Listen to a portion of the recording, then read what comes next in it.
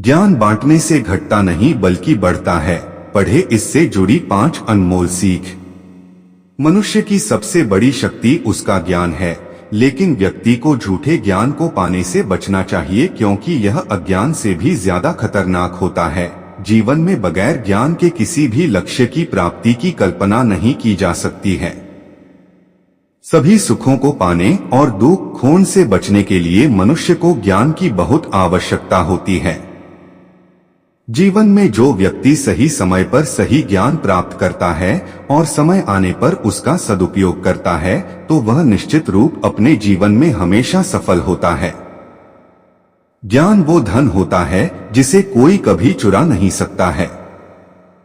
परदेश में तो व्यक्ति का ज्ञान ही उसके काम आता है, लेकिन ध्यान रहे कि अल्प ज्ञान बहुत खतरनाक होता है।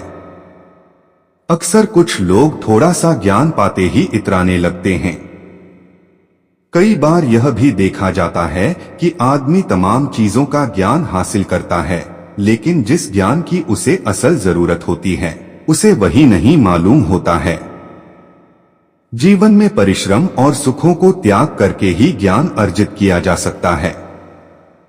त्याग और परिश्रम के द्वारा ही ज्ञान या किसी भी कार्य की सिद्धि होती है, और अगर सिद्धि प्राप्त हो जाए तब कोई व्यक्ति अहंकारी बन जाए, इसका तात्पर्य है कि फिर से उसका पतन निश्चित है, क्योंकि यदि उसने ज्ञान और शक्ति का अर्जन विनम्रता के साथ जीवन में किया होता तो उसे अहंकार होता ही नहीं, परंतु उसने ज्ञान का अर्जन तो किया परंतु ज्ञान को आत्मसात नहीं किया, सिर्फ बल को आत्मसात किया यानी शक्ति का आत्मसात किया। जब कोई भी व्यक्ति ज्ञान को नहीं बल्कि शक्ति को आत्मसात करता है तो उसकी उम्र बहुत लंबी नहीं होती है।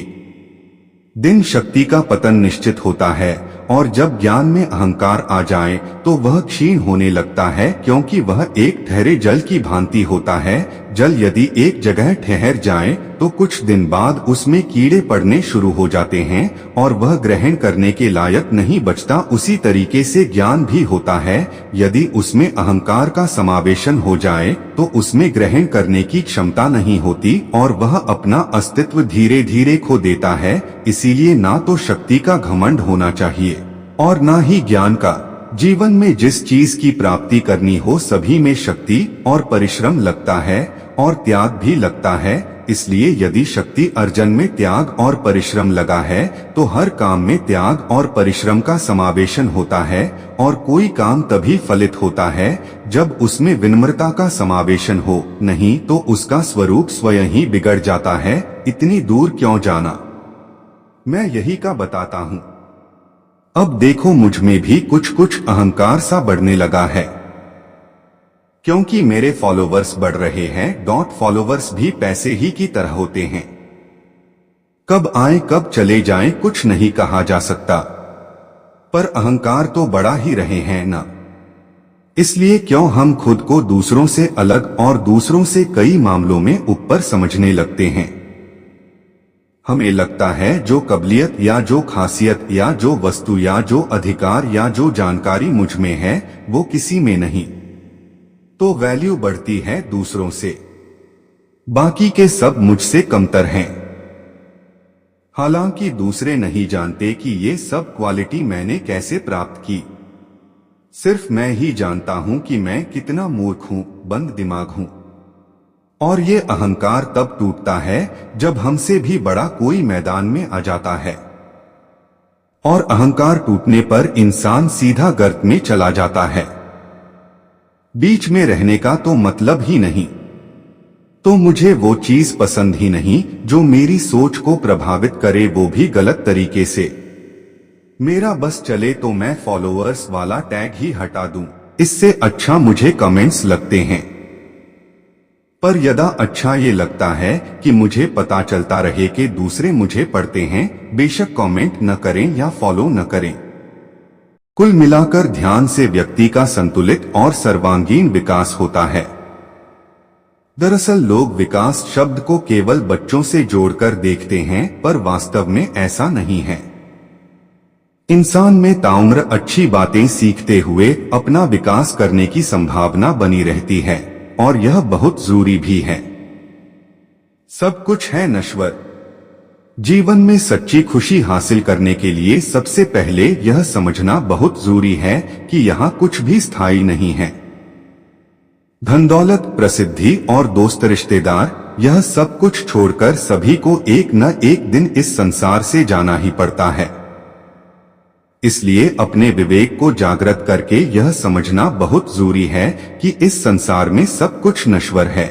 यह जिंदगी बहुत छोटी है और हमारे लिए इसका एक एक पल बेहद कीमती है।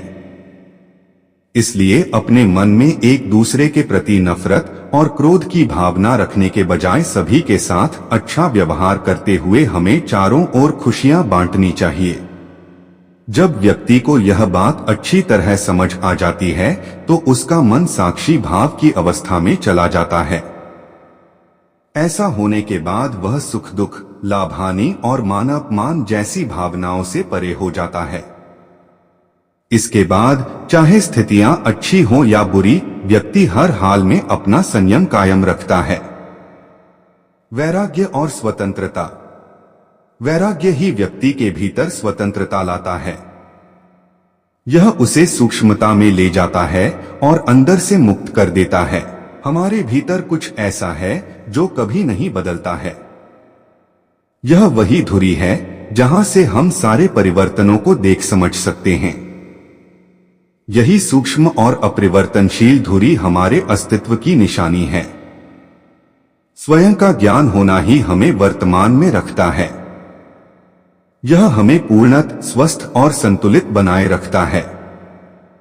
मान लीजिए अगर कभी आपके साथ कुछ बुरा हो भी जाए तो ऐसी स्थिति में आपको खुद से बार बार यही कहना चाहिए कि तो क्या हुआ, कोई बात नहीं, जल्द ही सब ठीक हो जाएगा। प्रत्येक चुनौती स्थिति और भावनाओं का दृढ़ता और आत्मविश्वास के साथ सामना करें। यदि हम दुनिया के इतिहास को देखें तो पाते हैं कि कठिन समय में इंसान और ज्यादा ताकतवर होकर उभरता है। किस दुख से आप डर रहे हैं? आपका क्या होगा? पीछे नजर घुमाइए, इससे पहले भी आप कई बार विपरीत परिस्थितियों से कुशलता पूर्वक बाहर निकल चुके हैं। इसी तरह आज भी आपको यही सोचना है कि इस समस्या का भी हल निकल ही आएगा। अतीत भी व्यक्ति को बहुत कुछ सिखाता है। बना रहे संतुलन। जीवन में बहुत कुछ घटित होता रहता है, सुख दुख, उतार चढ़ाव और मान अपमान। आपका दायित्व यही है कि हर स्थिति में संभाव बने रहें, आपके मन में भावनाओं का संतुलन कायम रहे। इस दुनिया में सब कुछ मीठा ही नहीं है। आपको शांतिपूर्वक स्वयं से यह सवाल जरूर पूछना चाहिए कि क्या हर परिस्थिति में आप शांत रह पाए। जब आपका सबसे खराब समय चल रहा हो फिर भी आप हंस रहे हो, तब आपको यही समझना समझिए कि आपके अंदर आत्मविश्वास का सुरक्षा कवच मौजूद है। विपरीत समय ही हमें यह बताता है कि हम कितने समझदार और संतुलित हैं। सेवा का सुख। आमतौर पर लोग केवल अपनी ही समस्याओं के बारे में सोचते हैं, लेकिन कभी आप निजी लाभ हानि की सोच से परे हटकर निस्वार्थ भाव से किसी अजनबी की सेवा करें, बदले में उससे कुछ भी पाने की आशा न रखें। ऐसी सेवा से मिलने वाली खुशी अनमोल होती है। इससे आपको खुद ही महसूस होगा कि इस संसार में दूसरे लोग आपसे भी ज्यादा दुखी और परेशान हैं।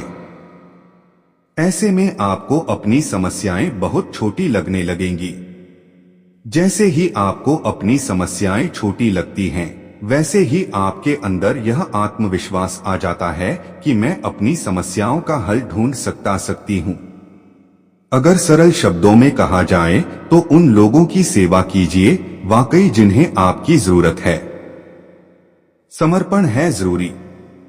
जीवन में आने वाली मुश्किलें आसमान में छाई उन काली घटाओं की तरह होती हैं जो सूरज को ढक लेती हैं।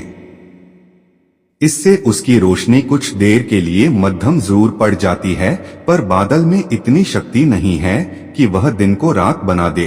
थोड़े समय के बाद उसे हटना ही होता है। इसी तरह कोई भी बुरी भावना एक सीमा के बाद व्यक्ति के जीवन को प्रभावित नहीं कर सकती। बस जरा गहराई से आप सिर्फ इतना सोचिए कि आपके पास करने को बहुत कुछ है। ऐसा सोचने के बाद आप सभी शंकाओं और डर से ऊपर उठने में कामयाब होंगे। अगर कभी आपको ऐसा लगे कि हालात बहुत ज्यादा मुश्किल हैं और आप उनसे लड़े में खुद को असमर्थ महसूस कर रहे हैं, तो आपको हमेशा यही सोचना चाहिए, हाँ, जीवन की सच्चाई यही है और मुझे इसी हालात में जीना होगा। ऐसी मुश्किलों को दूर करने का एक ही रास्ता है कि आप उनके आगे समर्पण कर दें। समर्पण का अर्थ यह है कि जिन मुश्किलों को आप संभाल नहीं पा रहे, उन्हें ईश्वर को समर्पित कर दें। ऐसा करते हुए आपके मन में यही भावना होनी चाहिए कि हे प्रभु, मैं बहुत दुखी हूं, मुश्किलों का यह बोझ मुझसे उठाया नहीं जा रहा, इसलिए आप ही मेरा ख्याल रखें और मुझे इसकी जिम्मेदारियों से मुक्त करें। किसी मुश्किल हालात में एक बार यह तरीका आजमा कर देखें। इसके बाद आप स्वयं को पूर्णतः तनाव मुक्त महसूस करेंगे। स्वयं पर न हो संदेह।